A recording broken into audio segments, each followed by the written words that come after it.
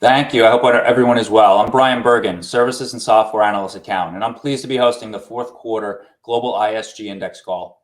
ISG has hosted the index call for over 20 years. Its role as a top advisor and influencer in global sourcing offers a unique view of the state of tech services and SaaS market buying, with a unique position between enterprise contracting buyers and tech solution providers. They offer unique perspective that we all appreciate, particularly in this uncertain environment. The format of this call is going to be a presentation of 4Q and 2022 contracting data and key trends into 2023 by Steve, Kathy, Stanton, and Namratha. It will be open for Q&A at the end, which you can submit through the platform. I'll now turn the call over to Stanton Jones, Distinguished Analyst at ISG. Stanton? Thanks, Brian, and Happy New Year. With me today is Steve Hall, Partner and President of ISG EMEA, Kathy Rudy, Chief Data and Analytics Officer, and Namratha Darshan, Research Director and Principal Analyst. 2022 was a banner year for the sector. We saw unprecedented levels of demand for technology services, but at the same time, we saw unprecedented levels of disruption, especially on the supply side. And as we head into 2023, there are a lot of questions about how the current macroeconomic situation may impact the sector. So Steve, I'll turn it over to you to get us started. Great. Well, thanks, Stanton. And let's go through the top three. So first, I would say managed services ended the year really strong. Record bookings in 2022 is really setting up for healthy revenues in 2023. I think as we'll highlight, 2022 saw over 2,600 deals awarded, an ACV over 37 billion, both records that continue to highlight really the increased tech spending across most enterprises. Number two, I think the supply side constraints are normalizing. We saw reduced attrition. I think this is going to lead to more stabilization of the workforce. After 18 months of sort of record high attrition, rapid salary increases, I think we're truly seeing a return to normal levels. Less salary pressure going forward should ease up on some of the supply challenges that we've seen. And number three, you sort of said it, Stanton, yourself, economic headwinds are really shifting to tech spending. It's really not clear if the major economies, especially the U.S. or in the U.S., will dip into a recessionary territory. But we do see organizations really focusing on cost optimization versus discretionary spend, especially on unproven projects. I think we'll continue to see major projects go forward. We'll continue to see digital transformation projects go forward. But I think most of them are going to need to be self-funded or have a much shorter near-term ROI than in past years. So let's take a look at the global markets. So after peaking in the first quarter of 2022, the combined market ACV did slow down through the rest of the year. The nearly 23 billion in ACV for the fourth quarter was the lowest performance since the second quarter of 2021, when the world was really beginning to emerge from the pandemic. But let me put this in perspective. The decline, though, was really noted in the infrastructure as a service space and was really driven by a decline in the Chinese tech sector with the hyperscalers, which was down over 2 billion in 2022. When we normalized for the Chinese dip, the overall market was flat quarter over quarter and up 1.4% for the year. From a full year view, the combined market ACV finished 6.5% higher than 2021. When we normalize for the impact of China, the ACV was actually up 14% and really much more in line with the annual growth rates seen in the sector over the last 5 years. The managed services ACV of 9.3 billion this quarter rose 2% over the prior quarter and marks the sixth consecutive quarter over 9 billion. Contract activity remained robust, increasing 14% over the prior year. The 6 mega deals signed this quarter matched the quarterly average over the past decade, and this quarter saw a shift from a preponderance of restructurings to a record number of new scope deals, which is great news for the market as well. For the full year, managed services posted record high ACV of 37 billion and a record high 2,645 awards, with 25 mega deals awarded this year. And that's really the most since 2019. 57% of the deals were less than 10 million in ACV, but this really only accounted for 26% of the total ACV that was awarded this year. We're seeing some reduction in deal duration. This is primarily driven by application deals and lower duration restructurings, but I think the overall market remains very healthy. The as a service ACV did fall to 13.6 billion this quarter, a 12% year-over-year decline, and the second consecutive quarter with a year-over-year drop. Again, though, when we normalize for the Chinese dip, the overall as-a-service market was down only 1.2% quarter over quarter and was up 1.4% for the full year basis. Not as strong as what we've seen, but not nearly as bad as the when we normalize for the Chinese issues. The as-a-service now accounts for 61% of the combined market ACV globally, which is about the same as last year. Now let's take a look at the supply challenge. Namratha, you want to walk us through the talent challenges? Sure, Steve.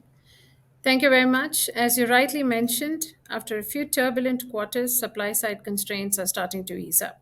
Attrition has stabilized. We are seeing hiring in the sector also returning to pre pandemic levels. Now, as you can see here, providers ramped up their hiring engines in a big way for both entry level and lateral hires. So much so that the employee growth peaked at over 26% in the third quarter of 2021. But like I mentioned, over the past 2 quarters, employee growth has returned to pre pandemic levels, which is around 10% growth on an annualized basis. Now, with the stabilization of the workforce, it is reasonable to expect to return to improved provider margins in 2023. Although a large part of the hiring and talent challenges are stabilizing, the industry is posed with newer challenges and skill requirements. The demand for specific skills like consulting skills, industry specific knowledge, cybersecurity, and data scientists remains high, and these skills continue to cost a premium.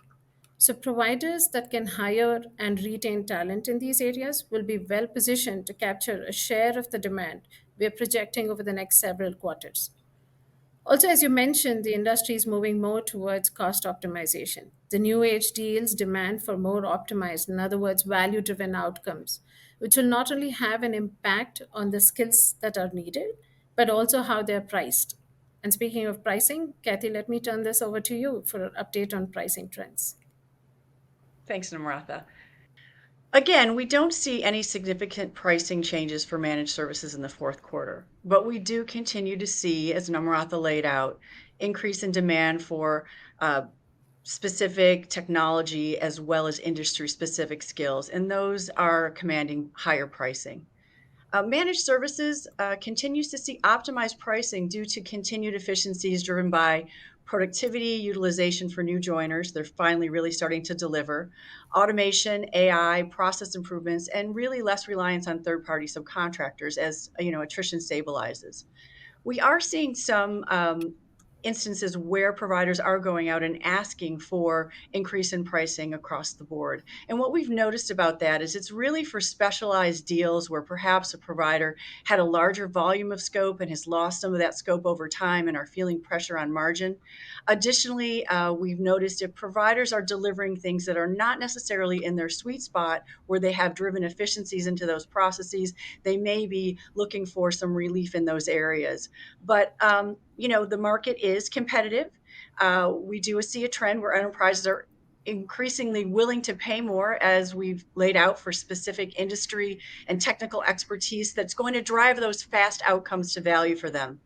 For example, we see that our data shows the lowest bidder is really not always the winner in a deal.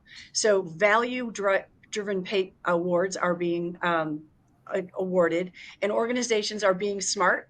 They're buying smart and cautiously, but they still need to drive their digital initiatives and their digital transformations.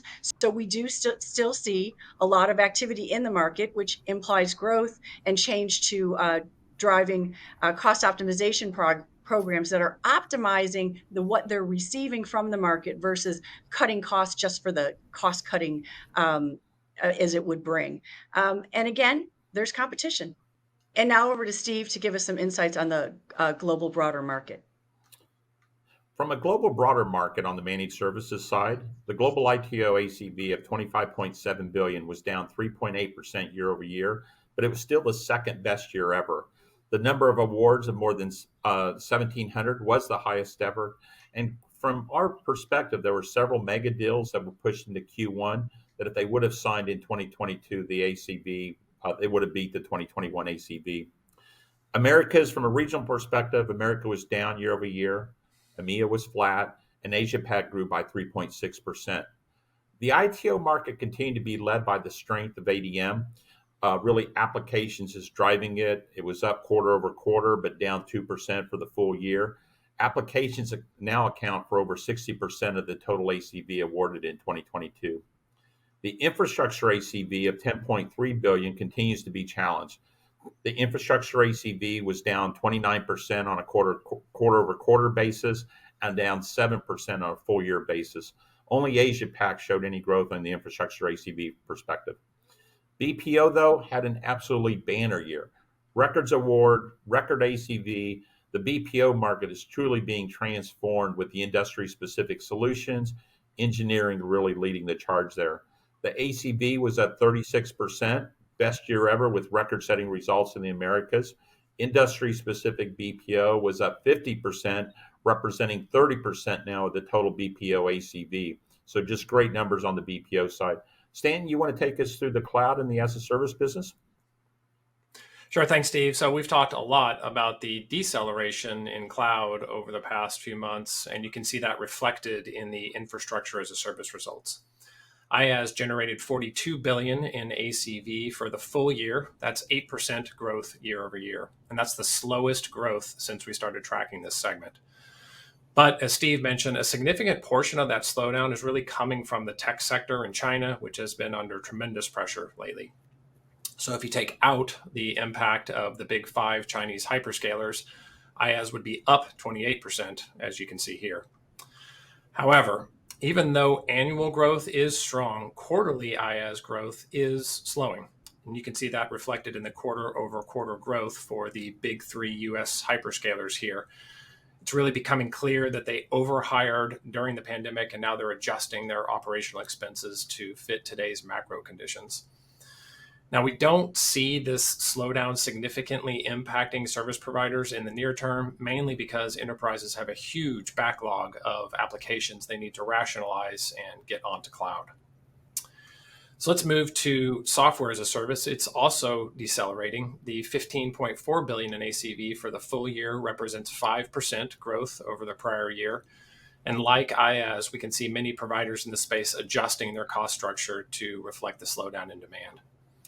By category, IT service management, HCM, and analytics were all up significantly on an ACV basis, while content management, collaboration, and CRM were all down on the full year. Even with the slowdown, we're watching another key trend emerge in the SaaS sector, and that's the top 10 SaaS firms in our coverage universe continue to grow at a slower pace than the overall market. Our data indicates that an increasing number of SaaS firms are growing to scale and are carving market share. And as you can see here, the number of $1 billion plus SaaS firms has grown by almost 20% over year. So in our view, that unlike infrastructure as a service, software as a service continues to democratize.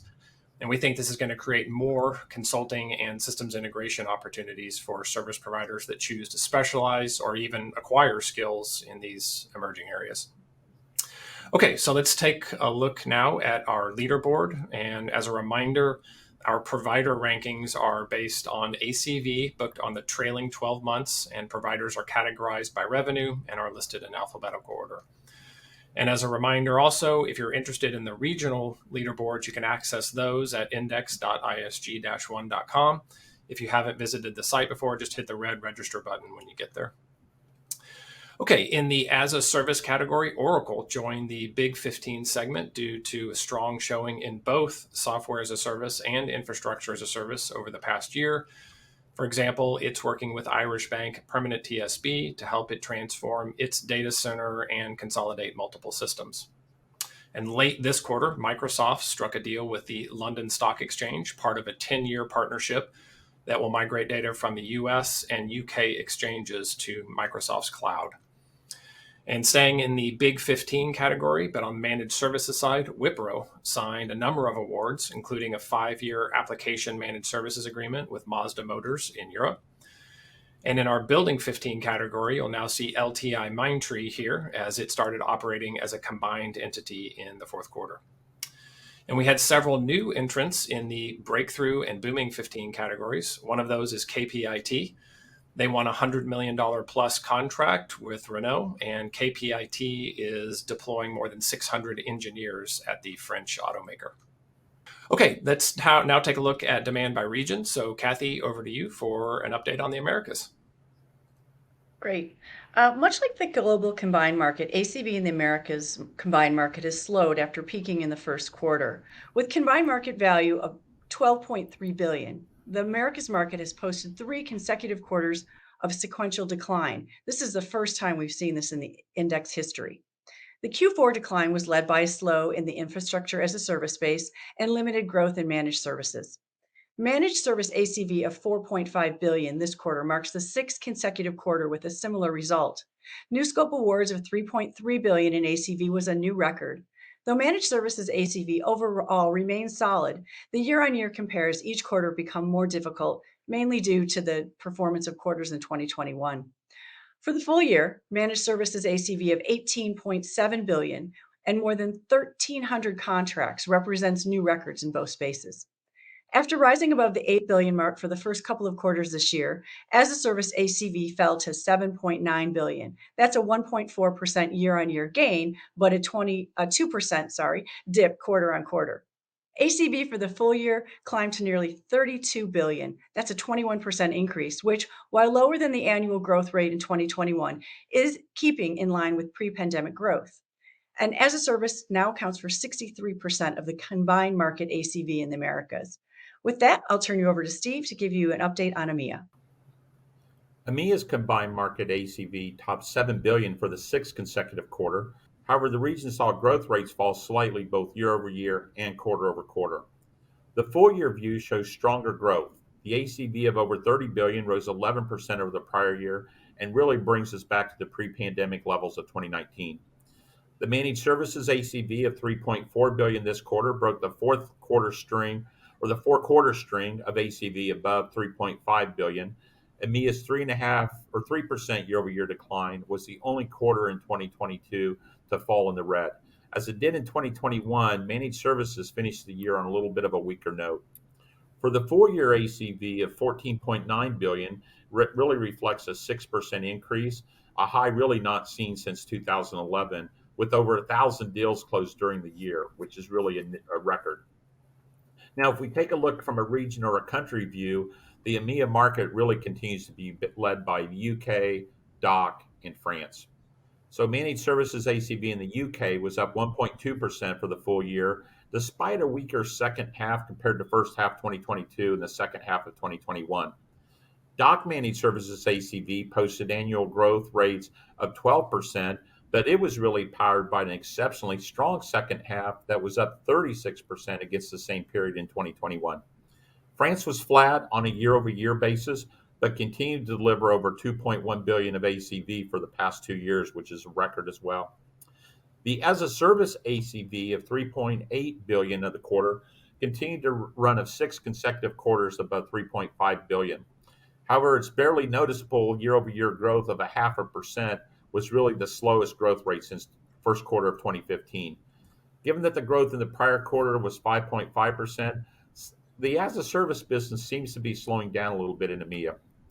For the full year, as-a-service generated $15.2 billion of ACV, up 17% over prior year, although that is half the growth rate of the prior year, but it is in line with the pre-pandemic growth rates of 2019.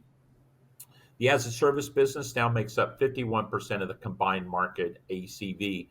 Namratha, you want to walk us through Asia-Pac? Sure. Thank you, Steve. As you mentioned earlier, the tech sector in China continues to have an outsized impact on overall Asia-Pacific region.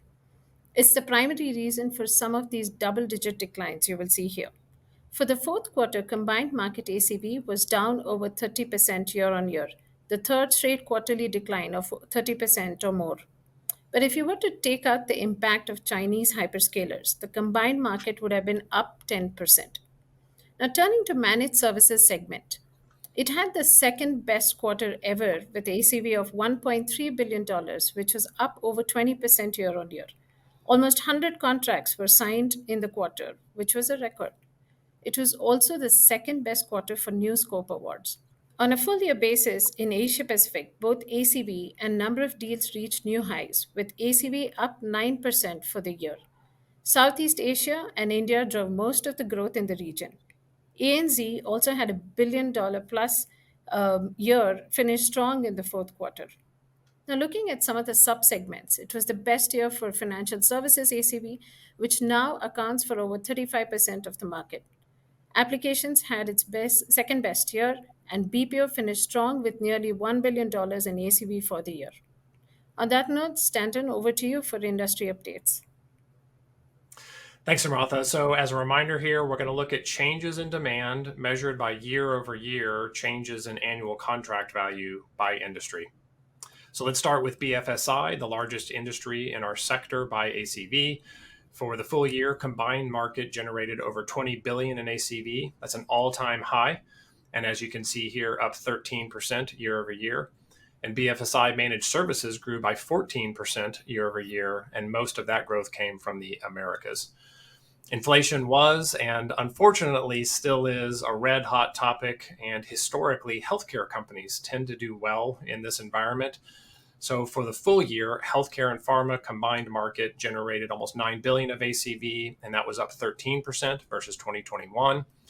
We also saw travel bounce back in 2022. So it's no surprise this sector performed well last year. Combined market ACV was up 13% year over year. And finally, energy is another vertical that advanced last year. There was $5.6 billion in combined market ACV. That was up 6% versus 2021. Primarily led by strength in the Americas. Okay, Steve, back over to you to close us out with the forecast.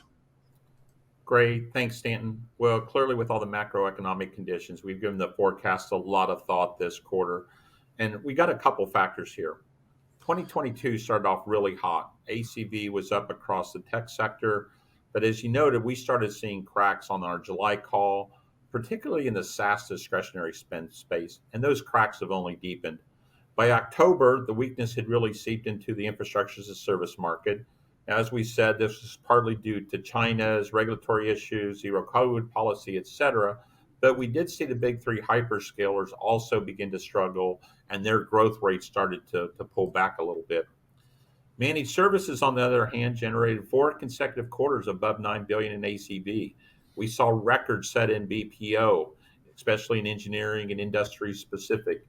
The Americas and EMEA turned in record highs for managed services, and Asia Pac had its second best year ever. So we're getting a lot of conflicting pieces. The ITO market slipped 4%. You could argue against tougher compares, but the ADM ACV or the apps ACV held steady each quarter, but the legacy infrastructure really dropped 7%. So 2022 had a lot of cross currents, many caused by the macro environment. So looking ahead to 2023, I think we see some positive news.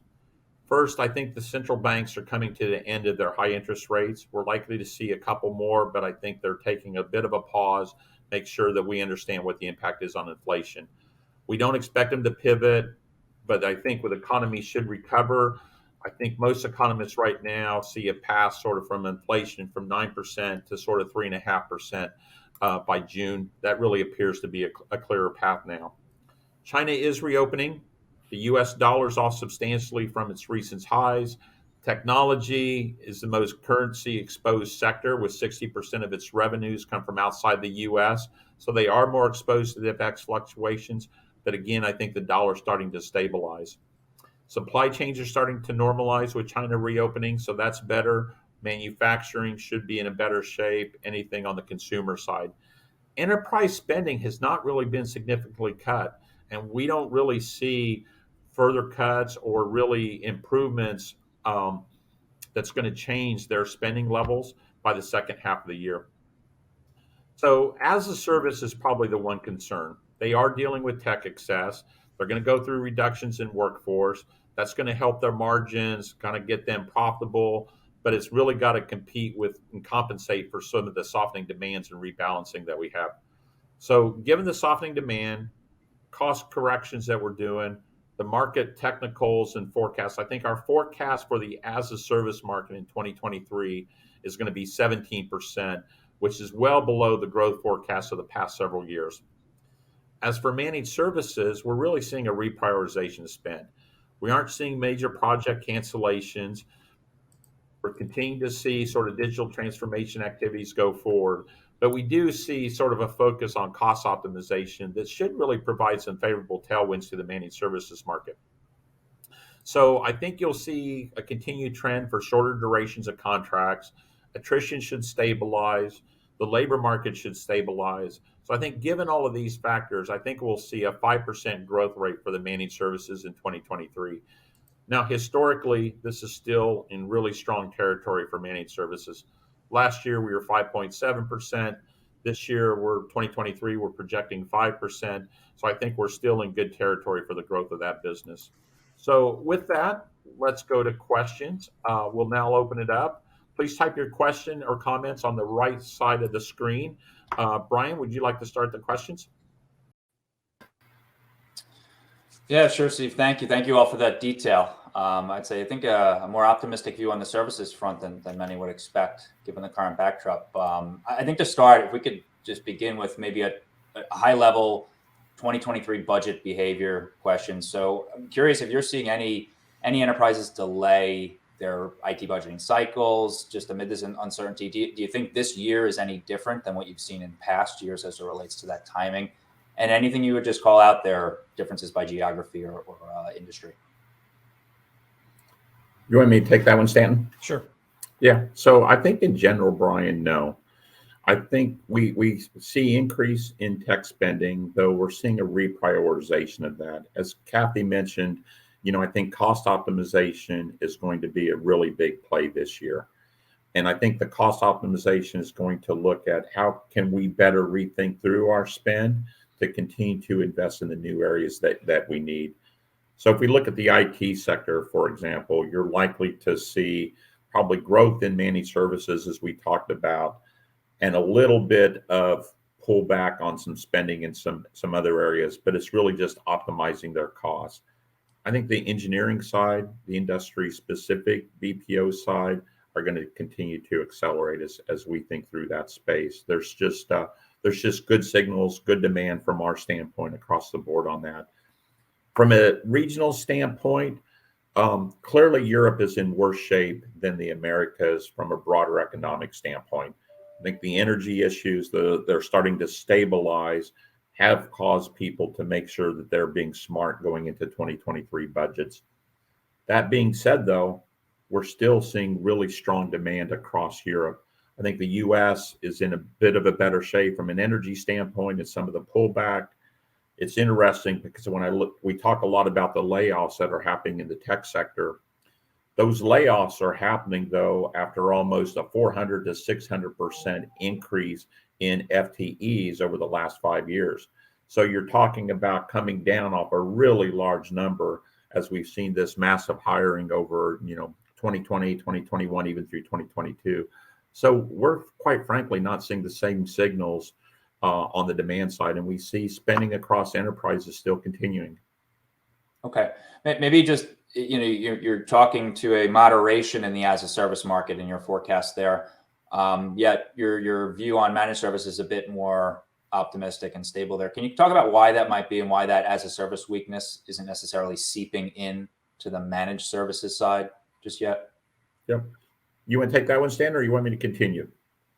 Yeah, I'll take first stab at it, Brian. So kind of as we talked about on the, earlier today, I think it's important to keep in mind, and we did show this on one of the previous slides, definitely seeing a slowdown in ACV growth on the infrastructure as a service side, pretty significant slowdown as you saw from the data.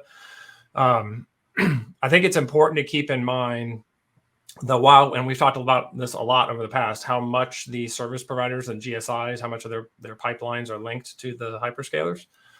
But what has happened is, if you think about when cloud really started taking off in the enterprise to 2015, 2016, and especially post-pandemic, many enterprises made really big bets and investments on moving workloads to these hyperscale clouds.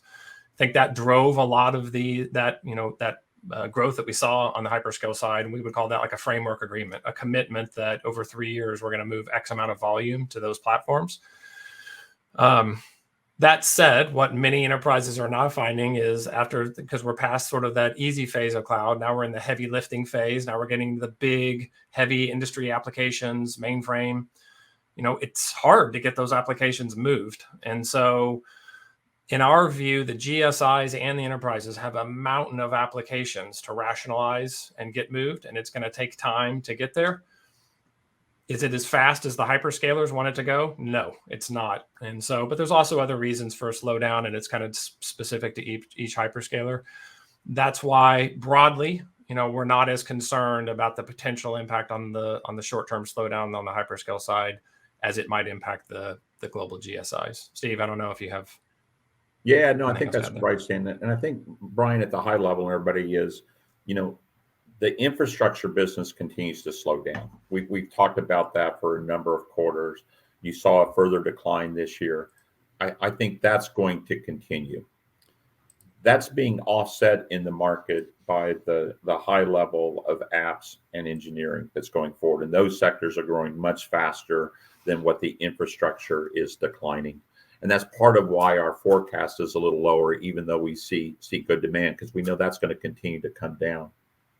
As we think about that, I think it's also going to be impacted by the energy crisis, because you're going to see people try to shutter data centers, get rid of those costs and move them in because their energy bills are going up so high. I think it's going to be impacted by ESG initiatives, especially as we refocus on ESG and rethink through that in 2023 and beyond, because just quite frankly, the cloud tends to be, in most cases, it tends to have lower CO2 emissions than internal data centers. They tend to be much more efficient.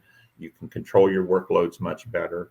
So there's a couple mega trends that are out there that are going to continue to push, how we think about it, which will continue to put pressure on the infrastructure side of the managed services business. Okay. And then, Brian, just to follow up on that, because we really kind of focused on infrastructure, not as much on SaaS, which we also said is decelerating. That's, obviously just a broad slowdown in tech in general. Lots of different reasons for that. The impact there on the GSI side, I think, is going to be a little bit different, because those tend to be more project-based systems integration type work of going and implementing one of those platforms or one of the modules of those platforms. Could we see some slowdown there for firms that have a big exposure on the consulting and systems integration side linked to a specific platform that we see that slowdown on? Yeah, absolutely.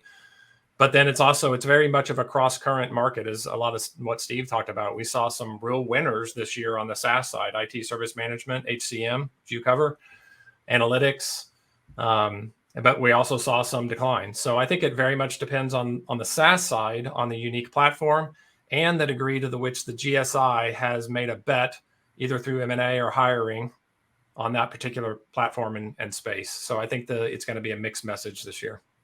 Okay, just on the last points then, you mentioned some areas of strength within SaaS for the year. I know you mentioned service management, HCM, and analytics. Was that still the case in the fourth quarter? Yeah. So yes, very much so. At least on the very much so on the HCM side. I'm going to spend, when you get to the next question, I'm going to go look at our data and I'll answer you on analytics and IT service management. But yes, on the HR side, we saw a and this actually, there was another question coming in here broadly around HR SaaS and around HR outsourcing, which both really had a very strong year for HR. I think some of that is going to be driven by, Namratha talked about this, just this exceptionally tight labor market, a lot of focus on recruiting and retaining talent, internal workforce experience. Many of the SaaS firms focused there. Of course, a lot of focus on cost takeout. As I look at we're actually running our annual HCM technology and service delivery survey as we speak. We're going to publish those results. We've been doing that for a number of years, very popular survey. 60% of respondents, which is up about 10%, expect to increase their use of outsourcing. So that would be more on the HRO side. So a strong year all around on the tech and outsourcing side for HR. Okay. Last one from me. On the digital engineering market, when you think about pricing specifically there, are you seeing clients become any more sensitive to the price increments as you think about 2023 versus what you saw in 2023? I'll take a stab at that one, Brian. I think you're going to see it being flat. I mean, in most areas, and again, with digital engineering, there's kind of two phases.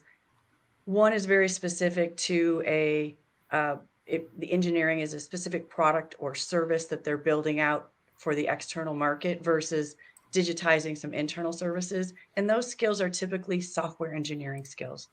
Those I think will remain flat. If you're looking for more specialized skills and ways that you might go out to monetize that product or service, you might be paying a little bit more, but you're paying more for a specialized skill. So I think it'll be a tale of two things. If it's just software engineering services, those are going to probably remain flat. Specialized skills, once again, as we've said, will command higher pricing. But as I always like to say, the market is competitive. So you have to really think about how you're putting those deals together. Okay, understood. Thank you, Kathy. And thank you all. I'll drop back into queue now. Thanks, Brian. So we've got a torrent of questions coming in here. So thank you very much for the questions. So we'll start jumping in. So Namratha, I'm going to come to you first. There's a question on talent.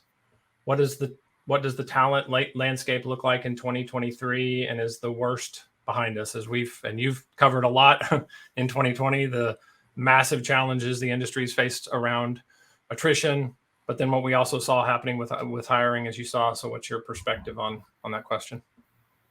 Yeah, I think we can safely say that the worst is behind us. There's a lot of positive news that's kind of coming in terms of attrition stabilizing, like I mentioned, hiring returning to pre-pandemic levels. Although there will be pockets of challenges in trying to find specific skill set which are still in demand, like the cybersecurity and the engineering services, like Kathy also mentioned. But I think a large part of the industry is definitely stabilized, and industry is sort of moving into a very predictable pattern. So companies are also kind of getting comfortable in terms of where the demand is and what kind of skill sets they need to bring. Plus, there have been a lot of lateral hires, freshers, and there's a lot of focus on now training and making all the freshers, be on more billable engagements and productive. So with that, I think the industry is far in a comfortable position compared to what it was a few quarters back. Yeah, I agree, Namratha. And this is it's welcome news for the industry, because this has been a huge challenge that we really haven't seen before. As we go back to 2010 and see the volume of people that were hired, but also the people moving in between, as we talked about a couple of quarters ago, sort of the great reshuffle, and over 40% of the folks being, with their firm for less than a year. That's back down to, I think it's around 35% now, so still elevated above pre-pandemic levels, but starting to come down, which is great news. Okay, next question. We've got another question around SaaS. Enterprises actively looking to consolidate SaaS tools within their businesses because of economic uncertainty. Is there more scrutiny on SaaS sprawl? I can take a first stab at that, and then I'll open up to the team. I think there's always a focus on technology sprawl. So we talk about this most quarters, is this kind of desire to rationalize tools and providers, but ultimately the pace at which business moves makes it hard to do that. I think if you look at this through the perspective of on the booking side, so on the slide that we showed earlier on the SaaS side, for example, the number of $1 billion SaaS firms grew by 20% year over year. That's just in 1 year. So that's a reflection of enterprise demand for these tools. And so I think that's kind of the challenge here, is that, yeah, there's definitely a desire to rationalize and standardize, but then all these new innovative SaaS tools coming out across areas like not just IT service management, HCM, and analytics, which grew really quickly, but also new areas like security, for example. I mean, that's exploding right now. So I think you see kind of a push and pull between a desire to consolidate. But then if you look at it through the booking side, what's growing, there's an explosion of growth on the SaaS provider side, reflecting increased demand on the enterprise side. Yeah, you nailed it, Stanton. I think if I had my procurement hat on, I would think through. I would love to be able to optimize all those costs and bring it together, right? The reality is SaaS are becoming point solutions for so many different business problems, and there's so many new capabilities that are being generated there. Mm-hmm. Whether it's a specific recruiting app, whether it's an HR app, whether it's an analytics piece, there's just so much opportunity there. I think it's going to be hard at the enterprise level rationalize, right? Certainly you want a software asset management program. You want to do good ITAM. You want to do those sort of core things that we've always done with on-prem. It's just easier to buy SaaS. It's just easier to go through and do it, which drives the escalation up. Yep. There's actually a follow-up question on that. I'm sorry, go ahead, Kathy. I was just gonna say that it's the balance between agility and governance. Yeah. So you need to move fast, and so then you're moving fast and you're not really governing or rationalizing. And I think that'll, and we should look at this in future quarters to see how that starts to play out. But it's agility and governance. So there was a follow-up question to the SaaS question about what I meant about democratizing. So what we were I need to be clear on that clearly. Basically, it's that unlike infrastructure as a service, which is centralizing around the big 3 US hyperscalers, SaaS is democratizing, meaning there's more providers. That's the reason we talked about the fact that the top 10 providers grew slower than the rest. And again, going back to the data, there were $37 billion SaaS firms in 2020, 47 in 2021, 56 now in 2022. So that market is democratizing, meaning the innovation is coming outside necessarily of the top 10. Although the top 10 are innovating in their space, they're not innovating fast enough and are opening up opportunity in other areas for other companies to build billion-dollar SaaS firms. Okay, next question. So Kathy, we've got a question on, are we seeing any changes in demand for newer outcome-based pricing models? Any changes in demand? I think they're being talked about quite a bit, and I think people are really open to thinking about new ways of pricing and outcome-based deals, gain shares. I think there's more activity in the market around different pricing models, and it'll just depend on if it's right for the deal, and some will move forward. But I think there is more conversation around different pricing models for sure. I don't know that we're seeing as much on the back end as we're seeing on the front end. So lots of talk, not always coming through into the pricing model. Okay. Next question, Steve. We've got a question on manufacturing in Europe and macro conditions and energy. What are we seeing? Are we seeing a slowdown in manufacturing in Europe given the macro situation? Yeah. So in Q3, we saw a bit of a pullback on decision making. And some of the deals that we thought were going to go through and some of the value that we thought was there, we actually saw sort of a pullback. We saw that sort of move forward a little bit in Q4. I think with so much of the issues sort of getting resolved, I think we'll see a little bit of pullback potentially in Q1 just because of the demand usually comes through a quarter before and it was a little lighter. But I don't think it will impact broadly for the year. I think the winter has been a little lighter, so the fuel is going a little further. Energy is still up way above where it needs to be, but we're seeing a little bit of pullback there.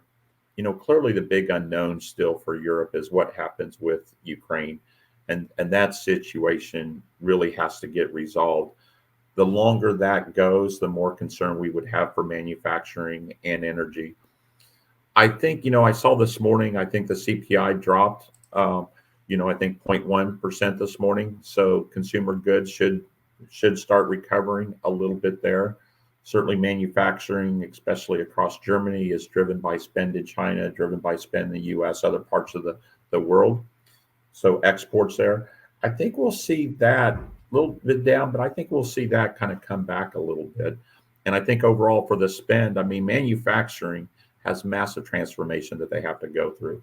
Not only do they have the ESG agenda that I talked about earlier, they have the whole transition to EVs, which is going to be incredible for that entire supply chain. We're seeing massive spend in that area go forward. And you've got, I don't even want to call it autonomous driving anymore, but you've got the digitization of all things physical between digital twins, IT, OT integration, new capabilities. There's so much more spend driven by software and the digitization of the physical in that space that's going to carry through to the GSIs and the managed services business. So you got both long-term changes that are taking place with ESG, EV, et cetera, and the short-term energy issues that we're sort of balancing right now. Yeah, and I think, Steve, as I was just looking through some of our conversations with our manufacturing teams, a significant increase over the past quarter or two in demand, especially in Europe, for cyber-related services, given the war in Ukraine and disruption there happening on a geopolitical stance, that demand for it. And of course, we've seen so much change happening both on the SaaS side and the managed services side on cyber, and are starting to see those deals get bigger and bigger. And eventually those are going to make their way into our index research program, because everyone knows we're measuring ACV of 5 million of ACV or greater annually, and seeing those cyber managed services awards grow and seeing significant demand for those kind of services in Europe. Yeah, great point. Okay, let's stay with the economic data. Steve, another question just came in. Inflation data has just come in, 6.5 for the US compared to 7.1 for last month. This seems to indicate we should see some easing coming up. Are we expecting strong growth on the tail end of the year? Yeah, this is sort of what we were forecasting as well. And when we talked about the glide path, we sort of see a natural glide path now to hopefully sort of 3.5%, maybe 4% by midsummer. So if that happens, which it looks like the numbers are starting to come in that direction, I think it's gonna bode well for the overall business. Again, so much of that is on the consumer side. You'll see it in manufacturing, you'll see it in CPG, you'll see it in some other areas as well. So I think that bodes well for the market, sort of what really in line with what we've been forecasting, how we sort of see this glide path coming down. Again, and I mentioned this earlier, sometimes it feels like we're trying to talk ourselves into a recession, or the press is trying to talk ourselves into a recession. I'm not sure that the numbers support it in our sector when we look at demand, when we look at the activity that's taking place, and we look at the macro factors. Okay.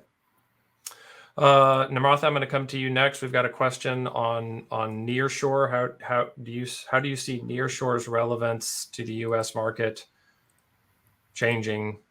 Yeah, I'm sorry. How do you see the nearshore relevance to U.S. market changing in 2023?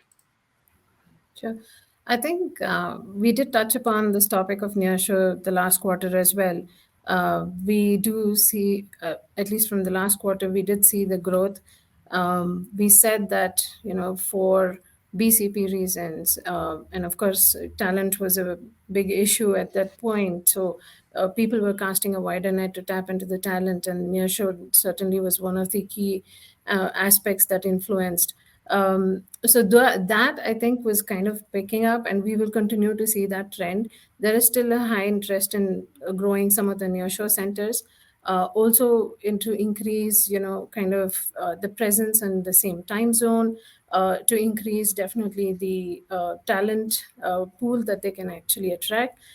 For US particularly, I think LATAM has been one of the growing areas.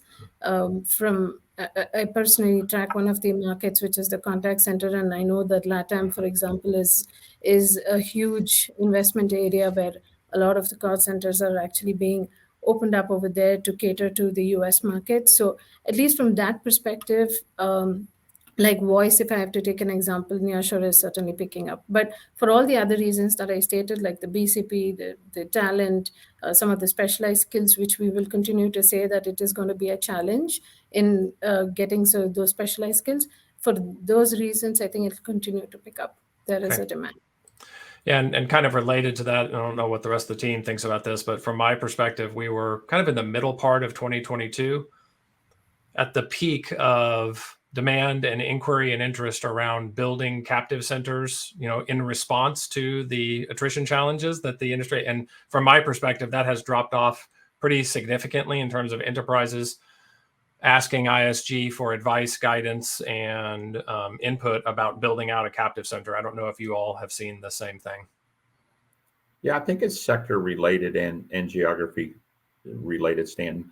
I know across Europe, we're still seeing really good demand for internal, I'll call them global innovation centers or global engineering centers now. And part of the reason for that is the digitization of the business and the softwareization of the business is meaning that more and more of their core business is driven by engineering activities and things that they feel that they really need to own or have their badged employees at least deeply engaged in, right? And I think that trend's going to continue. The concern that I have, though, a little bit is there's geopolitical issues that are impacting sort of the growth in Eastern Europe. The pricing has become fairly high in Eastern Europe, so the value prop isn't necessarily as strong there. We're looking at, sort of Southern Europe and other areas of the world, where, again, to Namratha, to your point, for time zone, proximity, et cetera, but you don't have the same number of talent pool available. The scale's just not there to do it, right? So it's a bit of a quandary right now, and I think we're looking at different universities, cities, different locations that may not be as obvious on how we think about GECs and GIC. That being said, we're still very much in the global model. So I think you will continue to see, you're seeing it in the collaboration numbers just on SaaS. You're still going to see more and more push through globally collaboration, how to do it with proximity still being important, but probably not the key. It's still a race to talent in so many ways. But how do I own it as an enterprise to make sure that I'm driving my future? Steve, I think it was risk mitigation, making sure that you weren't spreading out your risk versus being in a specific location that may have impact from a geopolitical perspective. And I think a lot of people were responding to that saying, am I at risk with my current locations? And should I spread that risk? We get a lot of questions around location. Yeah. Okay, we've got time for a couple more. So we've got do you see specific vertical markets where a BPO will be more in demand than others? I can take a stab at that and then I'll open up to the team. So we've talked about a lot, really most of that growth in the BPO sector is coming from the industry specific BPO. So using analytics and data to rethink business process. So less about labor arbitrage and more about platforms and data. I think from my perspective, as we kind of look at the data, really most of that demand, or a large portion of that demand, is really coming from banking, financial services, and insurance and healthcare. Those would be the two industries. Steve, I don't know if you see something different. No, I wasn't even looking at the data, Stanton. It's clear for me, it's those three. It's banking, rethinking through everything there. It's insurance, where analytics are being deeply applied, driving new, and healthcare is absolutely a huge, huge driver of that growth. Okay. And those are big cyclical trends. Those aren't just a blip that we're seeing in the data. This is rethinking through how business is done and how analytics can be applied to new problems and new insights. Okay, we've got a question around, are we seeing companies reinventing their portfolio because of recent issues and challenges? For example, focusing on mainframe modernization instead of moving away from mainframe to cloud. I can take a stab at that and we'll open it up. I think the question's timely, given what is happening at the with flight patterns in the U.S. and in Canada right now, because I can probably guarantee you there's a mainframe behind the scenes somewhere that is the cause of that. I don't know if we know for sure what the cause is, but there is. I think that there was a perspective early that much of the mainframe would go away because of cloud. But I think it's actually the exact opposite. And it goes back to Brian's earlier question. We're into the heavy lifting phase now. And in order to modernize a mainframe, you're not modernizing the mainframe. You're modernizing the applications that run on the mainframe. And there are hundreds or thousands of applications that were probably written 40 years ago that run on that mainframe. So that's where we see a lot of this progressive modernization happening, taking slices of applications, modernizing them through various tools and approaches, many of those running on cloud. So from my perspective, that is very much happening. And there's some really interesting things happening in the market, some providers choosing to specialize in that area where you wouldn't necessarily think it's a growth market, but there is, of course, very strong demand for COBOL programmers and a new generation of COBOL programmers to maintain those applications while they're being modernized. So that would be my perspective, at least as it relates to modernization, especially around the mainframe, was be more progressive modernization rather than kind of a lift and shift. Yeah, I mean, we've talked about this in the past. I mean, I think so many people have been calling for the demise of the mainframe for probably 40 years now, right? And it's going to continue to be part of the overall enterprise infrastructure and architecture. I think you nailed it, though. I think we're really moving to a services and API-driven approach. So as you think about the business functions that are being done, however they're hosted or wherever they're done, what are those services and how do you enhance those services with other data or other insights? And that's the piece that we're seeing move. So I think it's really coming from a business standpoint and an app standpoint versus just the infrastructure perspective. All right, Steve, one more question and we'll close it out. We've got a question around infrastructure as a service demand slowing down, but demand for cloud IT services will remain stable due to backlog. So if they're talking more about the service provider GSI side, does that mean that demand for cloud IT services, so basically cloud managed services on the GS side, will reduce some point in the future? Yeah, this has been the debate that we've all had on the forecast and everything else. So first, cloud is moving forward. We're absolutely in a world where hybrid cloud and public cloud are going to be core to the architecture of any organization. And that's not really slowing down from a decision-making standpoint. Sort of the world we're in right now, and what we saw in Q3 and Q4 and sort of the deceleration, let's just separate the Chinese and focus on the big three, if you will, were massive frame contracts that were signed, where workloads or consumption hasn't moved to those environments, or those workloads haven't moved as quickly as we thought they were going to. And even the hyperscalers thought that they were going to. So that's caused a decrease in their actual revenues because they had big bookings. They didn't come through. We've got to accelerate that piece. In one sense, you could say GSIs are going to benefit from that because there's going to be massive pressure to help move that. And it's absolutely a core thing. It's the hyperscalers, it's the enterprise, it's the GSIs working together to make that happen. And there's a lot of big blockers there. It's not a matter of people not wanting to do it. There's hard work. We know that cloud spend is going through the roof. We know that cloud sprawl is a real issue. Organizations are still really trying to figure out what this whole DevSecOps means. FinOps is on top of that. So how do I really manage spend? And quite frankly, there's so much value from moving to the cloud environment that we're trying to figure out what's the value proposition, not just from a cost standpoint, but look at all the other great value that we're achieving. So in a nutshell, I would say I think it's good for the business that we've got a little bit of this because it's got to pick up and move that forward. Long term, I'm a little bit concerned about Europe because of data sovereignty, cloud sovereignty, what's going on there, how that will impact sort of the GSIs just in Europe. But I think in the US and other markets, I'm not as concerned as others that a slowdown in the cloud is going to impact a slowdown with the GSIs because, again, more broadly, it's a massive trend that's moving forward. Agree.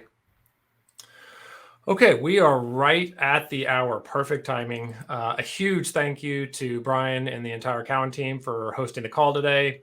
As a reminder, you can access the slides from the call today, the regional leaderboards, and many of the questions that we didn't get to today. There were a lot of them at index.isg-1.com. And finally, our first quarter 2023 call will be on Thursday, April 13th. Thanks for joining us and Happy New Year. Thanks.